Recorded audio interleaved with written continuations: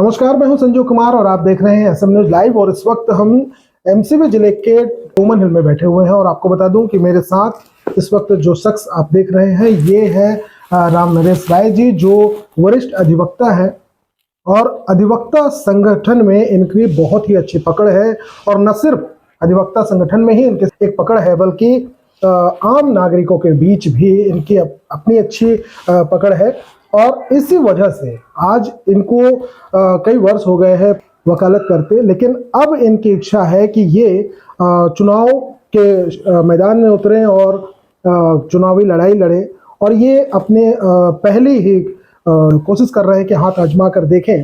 तो ये महापौर के तौर पर अपनी एक पहचान बनाने की कोशिश कर रहे हैं।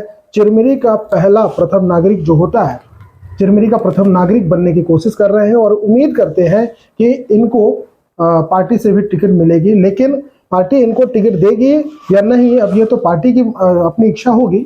लेकिन इनके पास चुनाव लड़ने के लिए क्या क्या मुद्दे हैं, किन मुद्दों पर ये चुनाव लड़ेंगे और इनके भविष्य के लिए जो प्लानिंग है वो क्या है, हम राम नरेश राय जी से बात करेंगे और जानने की कोशिश करेंगे कि आखिर भविष्य के लिए इनके पास क्या प्लान है।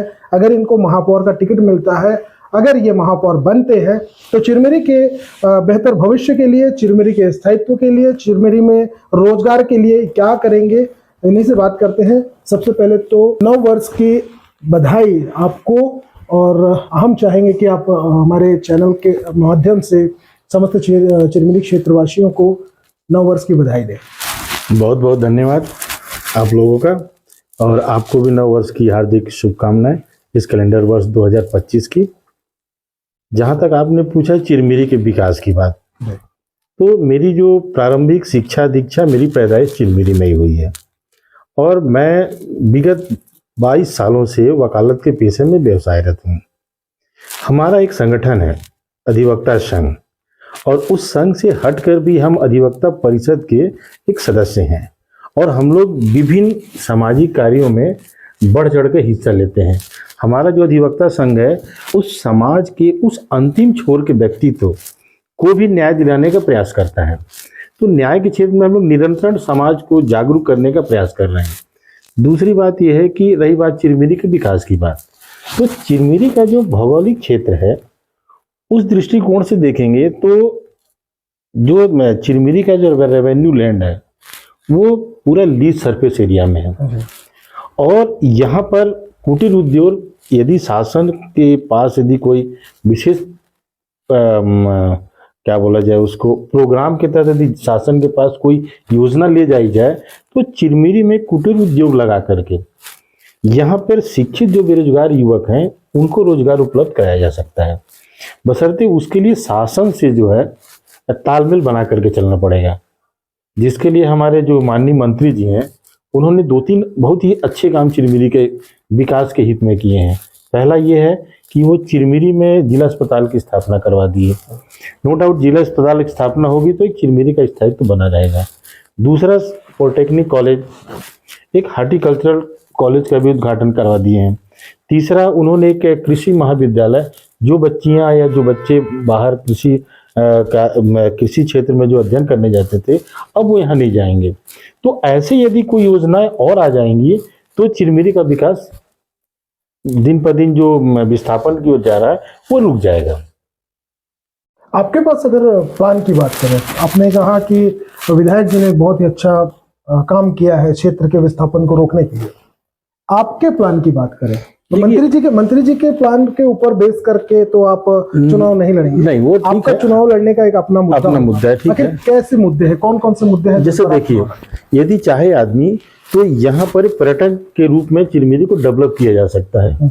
पर्यटक के रूप में मेरे ख्याल से कुछ दिन पहले कोई सर्वे टीम आई थी, लेकिन अब किन कारणों से उसको आगे नहीं इम्प्लीमेंट कर पाए। लेकिन यदि पर्यटन के क्षेत्र में इसको करें तो एक अच्छा रोजगार का माध्यम बन सकता है और चिरमिरी का स्थायित्व आज भी बरकरार रह सकता है। और इसके अलावा अगर ये चिरमिरी स्थायित्व की बात हो गई, अगर रोजगार की जो बात कर रहे हैं, अगर आप कुटीर उद्योग की बात कर रहे हैं तो कुटीर उद्योग में ऐसे कौन कौन से काम है जिससे यहाँ का युवा यहाँ पर रुक जाए? क्योंकि बहुत समय देखा जाता है कि आज यहाँ के युवा बिलासपुर रायपुर की तरफ रुख कर रहे हैं और वहां पर भी जाकर के इनको वो चीज नहीं मिल पा रही है जिसको ये डिजर्व करते हैं। नहीं देखिए, क्या है आपके देखिए हमारा जो चिरमिरी है वो कोयलांचल क्षेत्र के नाम से जाना जाता है। बिल्कुल। और कोयला का उत्पादन जो है चिरमिरी से होता है। यहाँ का कोयला बाहर जाता है, किस पर्पज से? वो किसी फैक्ट्री में जाता है या किसी प्लांट में जाता है और वहाँ पे कोई उद्योग स्थापित होते हैं।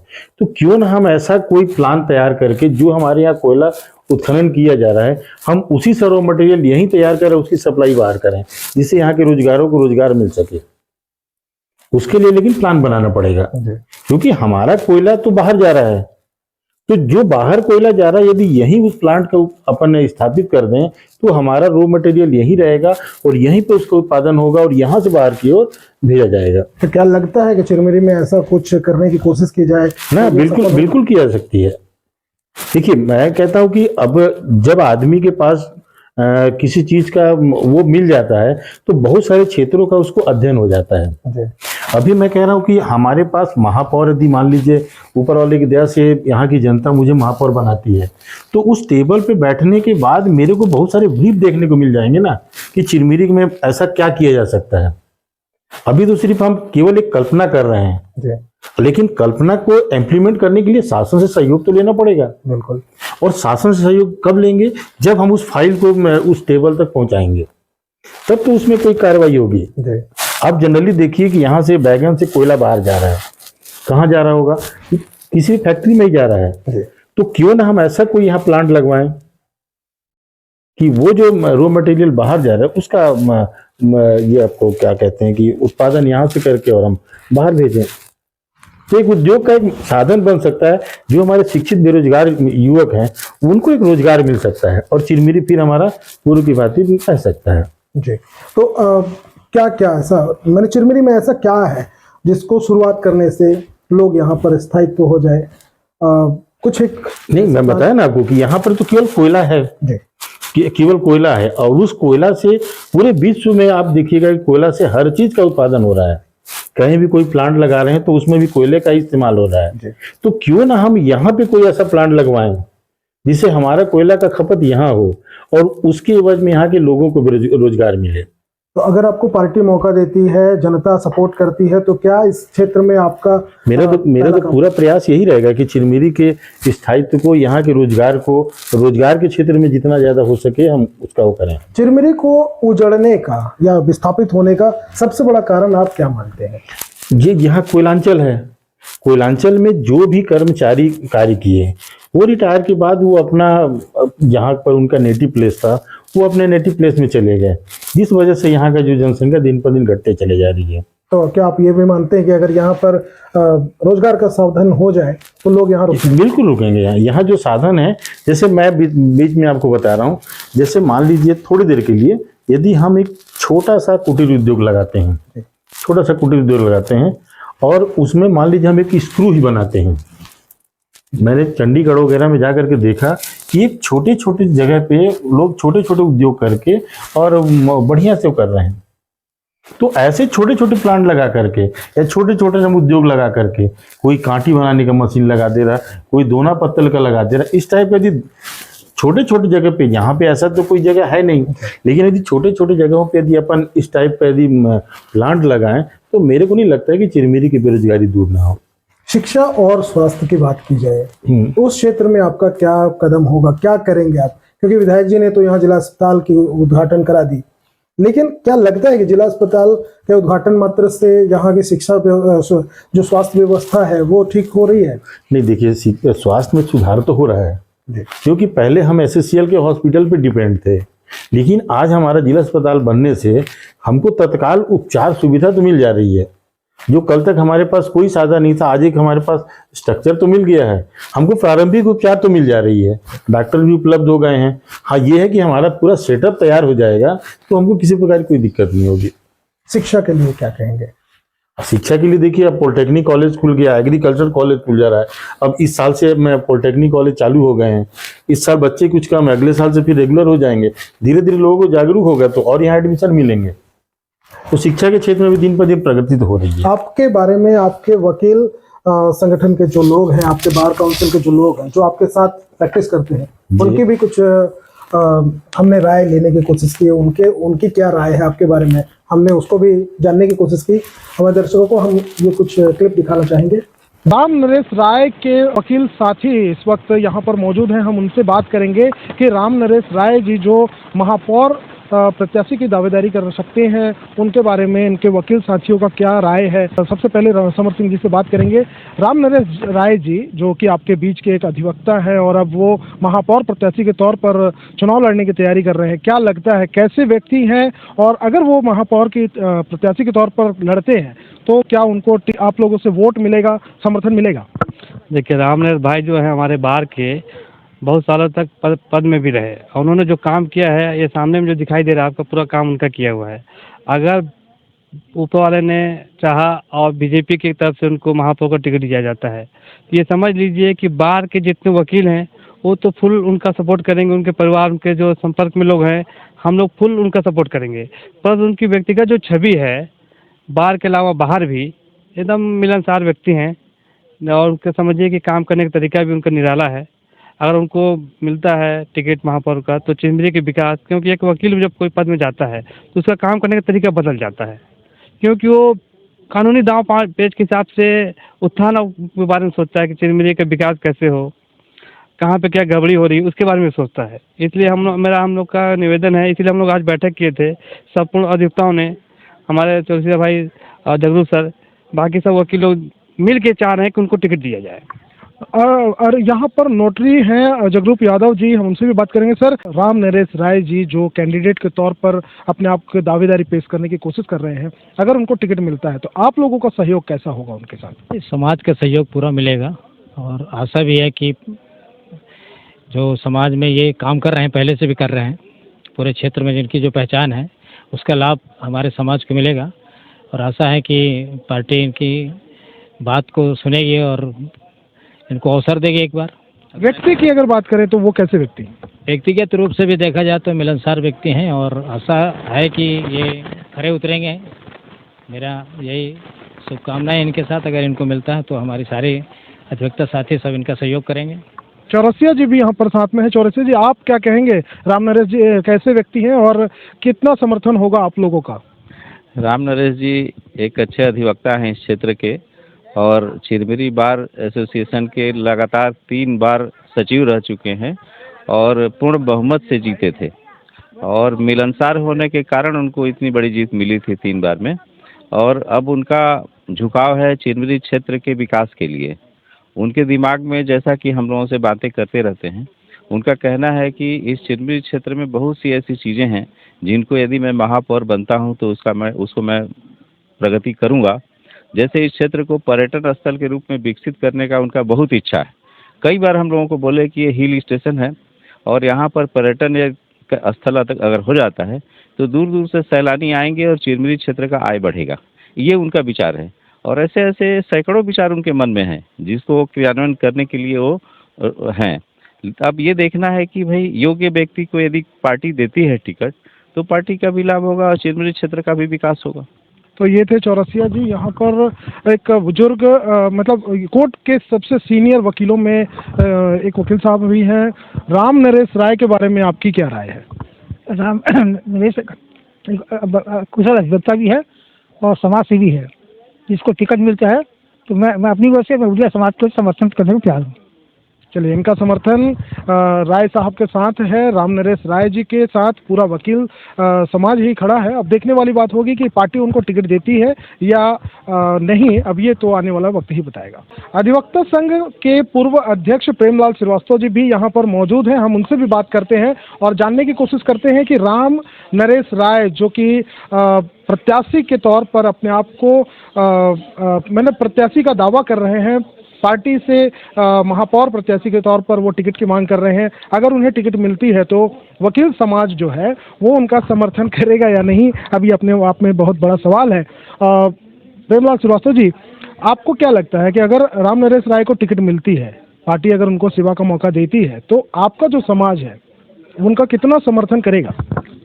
भरपूर समर्थन रहेगा। राम नरेश राय के अंदर नेतृत्व की क्षमता है।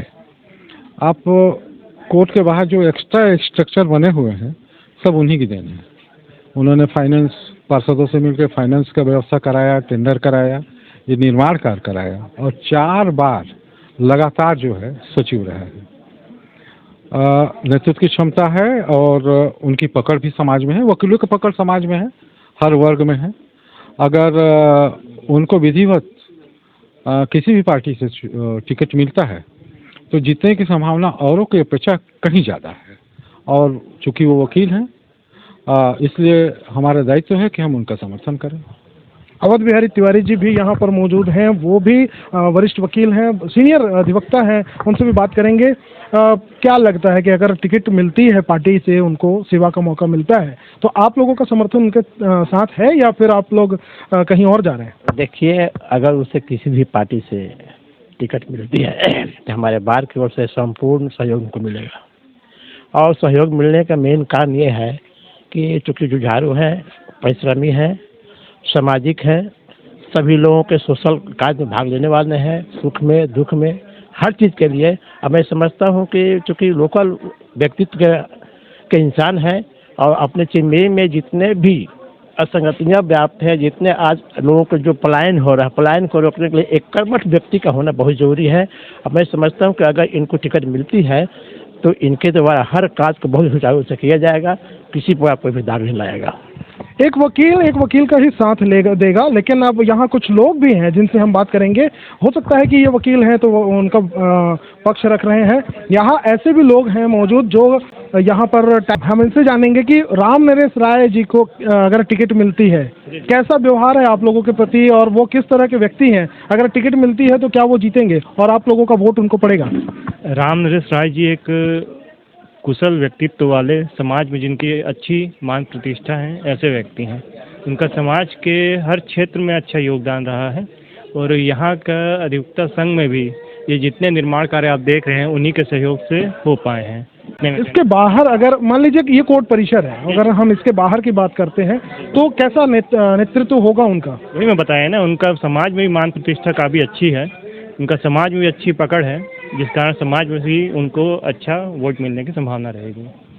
यहाँ पर एक महिला से मिली हैं और ये शिक्षिका है, हम इनसे भी बात करेंगे। एक शिक्षक के तौर पर एक वकील का आप समर्थन करेंगी? क्या उनको महापौर का टिकट मिलना चाहिए और अगर मिलता है तो क्या लगता है उनको आप लोगों का समर्थन मिलेगा?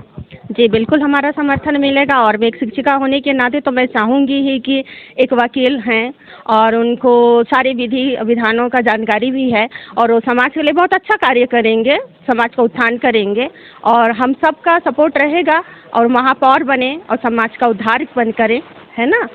और सही बस। तो जैसा कि आपने देखा, एक आम आदमी ही नहीं, यहाँ पर काम करने वाले सभी लोग, यहाँ तक कि अधिवक्ता संघ के अध्यक्ष, पूर्व अध्यक्ष से लेकर वर्तमान जितने भी अध्यक्ष और जितने भी मेंबर्स हैं यहाँ पर, सभी उनका समर्थन कर रहे हैं। अब देखने वाली बात होगी कि पार्टी से उनको टिकट मिलती है या नहीं, और पार्टी अगर टिकट देती है तो इनका समर्थन उनके साथ है और हो सकता है कि वो जीत के करीब पहुँच भी जाए। महिला अधिवक्ता इस वक्त पुष्पा गुलेरी जी भी यहाँ पर मौजूद हैं। बहुत सारे वकीलों से हमने बात की, यहाँ जो टाइपराइटर है उससे बात किया, आम महिला से भी, हमने एक शिक्षिका से भी बात किया। महिला वकील जो महिला अधिवक्ता हैं, इनका सहयोग समर्थन राम नरेश राय जी की तरफ है या नहीं? आप लोगों के साथ राम नरेश राय जी का व्यवहार कैसा होता है एक महिला वकील होने के नाते? क्या कभी आपको ऐसा लगता है कि वो एक सीनियर वकील हैं, सचिव के पद पर कई बार वो जीत चुके हैं, क्या लगता है कि वो आप लोगों को दबाने या किसी तरह का कुछ आप लोगों को हमेशा कमज़ोर समझने की कोशिश करते हैं, कुछ भी ऐसा? नहीं, ऐसा तो कुछ भी नहीं है। और देखिए, सबसे पहले बात तो ये है, उनके बारे में मैं ये बोलूँगी कि महिलाओं के प्रति उनका जो सम्मान है, महिला जो चाहती है, एक सम्मान चाहती है, तो वो सम्मान उनसे हमें दिन प्रतिदिन मिलता रहता है। और हम महिलाएं उन एक सम्मान की ही इच्छुक रहती है कि कोई भी व्यक्ति हमारा सम्मान करे। तो राम नरेश सर के में ये बहुत ही अच्छी खूबी है कि महिलाओं का सम्मान करते हैं। और दूसरी चीज़ ये बोलूँगी कि दबाने की बात है ना, तो ऐसा कभी भी हम लोगों को नहीं लगा, क्योंकि अब मेरी भी प्रैक्टिस लगभग 20 वर्ष हो रहे हैं करते हुए। तो इन 20 वर्षों में मैंने कभी नहीं देखा उनको कि कहीं अपमानजनक कोई टीका टिप्पणी की गई हो या अपमानजनक शब्दों का प्रयोग किया गया हो। बाकायदा वो महिलाओं के लिए सम्मानजनक शब्दों का भी प्रयोग करते हैं और सम्मानजनक बातें भी करते हैं। और एक सीनियर की बात, सीनियर तो मेरे हैं वो, और कभी भी ऐसा जूनियर के साथ दुर्व्यवहार वो कभी भी किसी के साथ नहीं किए हैं। आप हमेशा मतलब मुसीबत पड़ने पर भी हम लोग उनको आधी रात को भी बुला सकते हैं, बोल सकते हैं कि सर हमको ये प्रॉब्लम है, तो वो बिल्कुल बेशक खड़े होते हैं। और अगर उनको इसमें से टिकट मिलती है महापौर के लिए, तो हम महिलाओं का और हमारी समाज की जितनी भी महिलाएं हैं उन सबका पूर्ण सहयोग उनको रहेगा। तो जैसा कि इन्होंने भी आश्वस्त किया है, एक महिला समाज के नेतृत्व करती हैं और इनके हिसाब से देखा जाए तो राम नरेश राय जी को इनका और इनके अधिवक्ता संघ का और नेतृत्व महिला संगठन के भी ये नेतृत्व करती हैं, तो इस नाते महिलाओं का भी समर्थन प्राप्त होने की बात कह रही हैं। अब देखना होगा कि टिकट राम नरेश राय जी को भारतीय जनता पार्टी देती है या कहीं और दूसरा कोई कैंडिडेट भारतीय जनता पार्टी से होता है, ये देखने वाली बात होगी। वकीलों की राय आपने सुनी और इसके बाद हम फिर से एक बार चले आए हैं राम नरेश राय जी से बात करने, और राम नरेश राय जी से अब जानने की कोशिश करेंगे कि इनके पास जो इनका प्लान है चिरमिरी के स्थायित्व, शिक्षा और रोजगार को लेकर के। इसके बाद अगर हम बात करेंगे कि आपके जो आम जनता है इसके बीच में आप जाकर वोट मांगने के लिए कौन से मुद्दे हैं आपके पास जिससे आम जनता आप पर विश्वास करे और वो आपको वोट दे? नहीं, देखिए मुद्दे तो बहुत सारे हैं, लेकिन हमारा मेन मुद्दा चिरमिरी के स्थायित्व को और यहाँ के शिक्षित बेरोजगार युवाओं को रोजगार से जुड़ा हुआ है। और साथ ही साथ चिरमिरी में जो विकास है, जैसे हमारा एक तो उद्देश्य ये था कि इसको क्यों ना चिरमिरी को हिल स्टेशन के रूप में डेवलप किया जाए। जैसे पूर्व में जब हम लोग बहुत छोटे छोटे थे, हमारी पैदाइश गीला पानी की है, तो गीला पानी से हल्दीबाड़ी में एक रूप लाइन चला करता था, जिससे कोयला गीला पानी से हल्दीबाड़ी रेलवे साइडिंग में जाता था। तो उस टाइप की यदि योजनाओं को चालू किया जाए तो चिरमिरी में पर्यटक का एक बहुत अच्छा साधन बन सकता है। ये हमारा एक मुद्दा मेन फोकस हो रहेगा कि हम इस चिरमिरी का स्थायित्व और शिक्षित बेरोजगार युवाओं को लेकर के और चिरमिरी के पर्यटक के रूप में इसको विकसित करने का रहेगा। और यहाँ के जो रोपवे की जो बात आपने की, आपको याद होगा कि पूर्व के जो विधायक थे विनय जायसवाल जी, उनका भी एक सपना था कि यहाँ एडवेंचर पार्क हो, रोपवे जैसी व्यवस्थाएं यहाँ पर हो, ताकि बाहर के लोग भी चिरमिरी की तरफ आए और उनका यहाँ पर्यटन के क्षेत्र में भी उसका विकास करने की कोशिश उन्होंने की थी। तो आपको लगता है कि अगर ऐसा कुछ होता है तो चिरमिरी का विकास हो सकता है? बिल्कुल, विकास तो देखिए हो सकता है। जब कुछ ऐसा होगा तो बाहर से लोग आएंगे। आप थोड़ी देर के लिए आप कोटा गए होंगे, कोटा में कुछ भी नहीं है, लेकिन आज कोटा एक शिक्षा हब हो गया है, एजुकेशन हब के रूप में उसको जाना जाता है। आखिर वहाँ क्या है? वो भी चिरमिरी टाइप का एक वो है। तो यदि हम किसी चीज को यदि डेवलप करें, नो डाउट उसका बेनिफिट आने वाले कल को जरूर मिलता है। अब आम जनता से अगर जुड़ने की बात करें, आम जनता के बीच में राम नरेश राय अपने आप को अगर स्थापित करने की कोशिश करें, तो ये तो हुए मुद्दे की बात। सामाजिक तौर पर किस तरह से आप काम करेंगे जिससे आम आदमी आप पर विश्वास करे? क्या काम ऐसे होंगे जिससे राम नरेश राय को वोट मिलेगा? देखिए, वो तो ये तो नगर निगम चुनाव जो है ना, एक प्रकार देखा जाए तो व्यक्तिगत छवि के आधार पर ये चुनाव लड़ा जाता है, ना कि कोई विशेष मुद्दे के आधार पर होता है। क्योंकि मान लीजिए 37 नंबर वार्ड में रह रहे हैं, तो 37 नंबर वार्ड हम पड़ोसी से हमारा कोई बातें विचित ना हो, तो हम किस आधार पर उससे वोट मांगने जाएंगे? तो ये लोकल चुनाव पॉलिटिकल मूवमेंट के आधार पर नहीं लड़ा जाता है, ये व्यक्तिगत संबंधों के आधार पर चुनाव देखा जाता है कि उस व्यक्ति का कैसा छवि है और वो कितना सामाजिक है। आपके वकील समाज में जो हमने बात की, जो क्लिप हमने अभी थोड़ी देर पहले दिखाया, इसमें हमने काफी वकीलों से बात की, आम जनता से भी बात किया, आपके यहाँ जो टाइपराइटर है उनसे भी हमने बात की। हमने देखा कि वो सभी लोग आपको बहुत ही रिस्पेक्ट करते हैं, आपका सम्मान करते हैं और सबने आपको सहयोग और समर्थन की बात कही। पार्टी की अब अगर बात करें तो क्या लगता है कि पार्टी आपको उस लेवल पे या उस लायक समझती है कि वो आपको टिकट देगी? नहीं, देखिए, पार्टी का तो मैं एक आम कार्यकर्ता हूँ। पार्टी यदि मुझ पे भरोसा करके मेरे को टिकट देगी तो मैं पार्टी हित में जरूर काम करूंगा। और रही बात मेरे वकील साथियों का, तो मैं पिछले 3-4 सालों से, मतलब 4 टर्न, मतलब ये बोला जाए कि हमारा 2 साल का एक टर्न होता है, मैं पिछले 4 बारों से उस बार का सेक्रेटरी रहा हूँ। तो इस नाते हमारा वकीलों से बहुत अच्छा संबंध है और सामाजिक गतिविधियों में बढ़ चढ़ के हिस्सा लेते रहते हैं। इस नाते वकील भाई हमको पसंद करते हैं। तो जैसा कि आपने देखा, ये थे रामनरेश राय जी। अपने बहुत सारे प्लान इनके पास है भविष्य का, जो इन्होंने एक रूट मैप तैयार कर रखा है चिरमिरी के स्थायित्व को लेकर, चिरमिरी के विकास को लेकर, चिरमिरी में किस तरह से एजुकेशन हब की शुरुआत की जाए या किस तरह से शिक्षा व्यवस्था के साथ स्वास्थ्य व्यवस्था को डेवलप किया जाए। इसके लिए इन्होंने कुछ रूट मैप तैयार कर रखे हैं, जो ये मीडिया के साथ तो हो सकता है साझा ना करना चाहते हो। और अगर पार्टी इनको मौका देती है और ये जीत कर आते हैं, आम जनता अगर इन पर विश्वास जताती है और ये जीत कर आते हैं, तो इनका जो रूट मैप है वो हो सकता है कि चिरमिरी की आम जनता के लिए लाभदायक हो। देखने वाली बात होगी कि पार्टी इनको टिकट देती है या नहीं, और अगर टिकट मिलता है तो उसके बाद इनको आम जनता अपना सपोर्ट देती है कि नहीं। अब ये सारी बातें देखने वाली बात होगी। और अगर ये महापौर बनते हैं तो इनकी जो रूट मैप है चिरमिरी, उस आधार पर उसके हिसाब से कितना डेवलप होगा, अब ये भी देखने वाली बात होगी। तो इसी के साथ हम चलते हैं अपने स्टूडियो और आगे की देश दुनिया की खबरों को जानने के लिए अपने स्टूडियो चलते हैं और देखते हैं बाकी की खबरें। आसपास घट रही घटनाओं को जानने के लिए चैनल को सब्सक्राइब करना और बेल आइकॉन को दबाना ना भूलें।